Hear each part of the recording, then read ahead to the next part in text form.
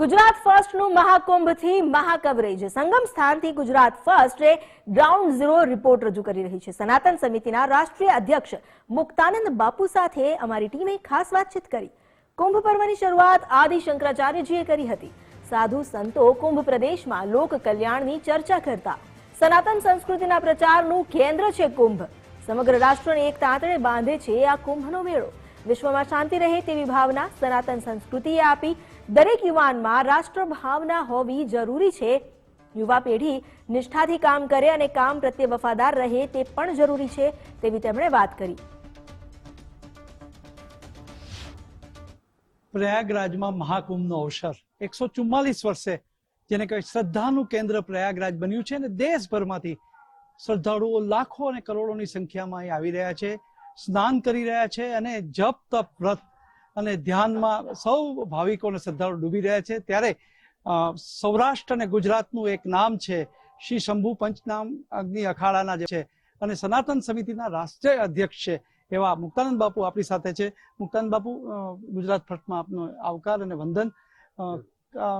144 વર્ષે યોગ આવ્યો છે અને જેને કહી શકાય કે શ્રદ્ધાળુનો પ્રવાહ પણ ઠેર ઠેર દરેક રાજ્યોમાંથી આવી રહ્યો છે।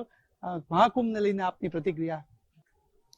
અહીંયા સરકારે વ્યવસ્થા પણ ખૂબ સારી કરી છે। રાજ્ય સરકાર અને કેન્દ્ર સરકાર બંને વ્યવસ્થા સારી કરી છે, મોટી ગ્રાન્ટ ફાળવી છે અને યોગીજી પણ 8 વખત આવી ગયા છે અને મોદીજી પણ 1 વખત આવી ગયા છે, એટલે એ નોંધ લે છે અને બહુ સારી રીતે વ્યવસ્થાઓ ગોઠવવામાં આવી છે।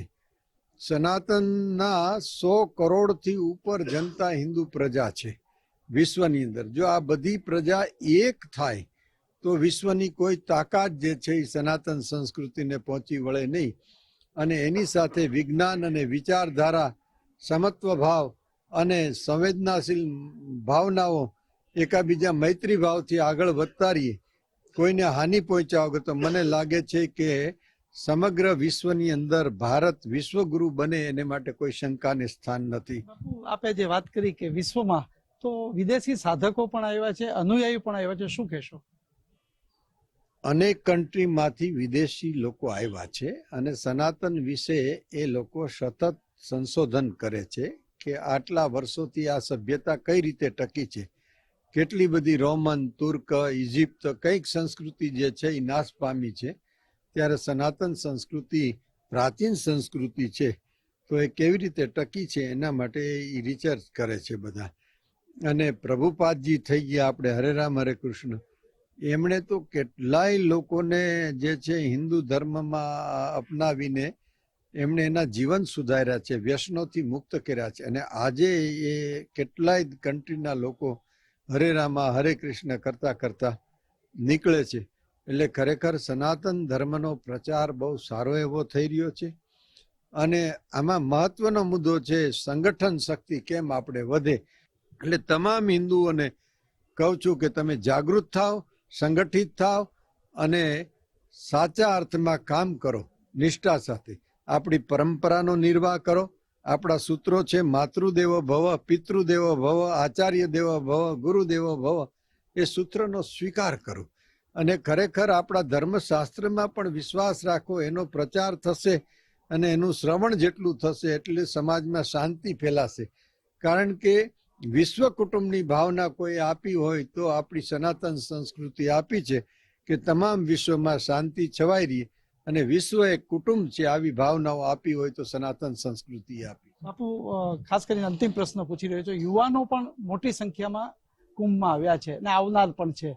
યુવાનો માટે શું કહેશો? કારણ કે સંસ્કૃતિનું એક પ્રતીક છે, શ્રદ્ધાનું કેન્દ્ર છે અને યુવાનો માટે શીખ શું? ભારત વર્ષમાં યુવા પેઢી બહુ મોટી સંખ્યામાં છે અને એ યુવાનોમાં પણ ધર્મ ભાવનાઓ જાગૃત થાય છે। પેલા કથામાં વૃદ્ધ લોકો જે જતા આવતા, આજે લાખોની સંખ્યામાં કથામાં યુવાનો બેસતા જાય છે। ચાંદલો કરવામાં યુવાનોને સંકોચ નથી, માળા જે છે ધારણ કરવામાં યુવાનોને સંકોચ નથી। ધર્મ ભાવના હોવી જરૂરી છે પણ સાથે સાથે દરેક યુવાનની અંદર રાષ્ટ્ર ભાવના હોવી બહુ જરૂરી છે। ધર્મના માધ્યમથી એક થાવ અને સમગ્ર રાષ્ટ્ર જે છે એને ઉન્નતિના શિખર ઉપર લઈ જાઓ। યુવા પેઢી વધારેમાં વધારે કલાક કામ કરે એ નિષ્ઠાથી કામ કરે, કાર્યને પરિણામમાં પલટી નાખે અને એ કાર્ય પ્રત્યે વફાદાર રહે, અને જો એ નિષ્ઠા કરશે તો એ પરિણામ ચોક્કસ લાવી શકશે, એના કાર્યમાં સફળ થશે.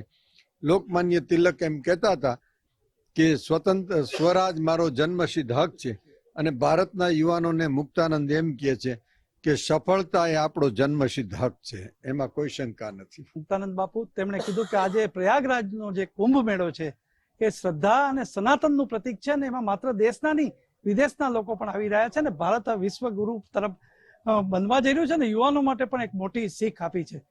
કેમેરામેન વિકી ઠાકોર સાથે ધર્મેશ વૈદ, પ્રયાગરાજ.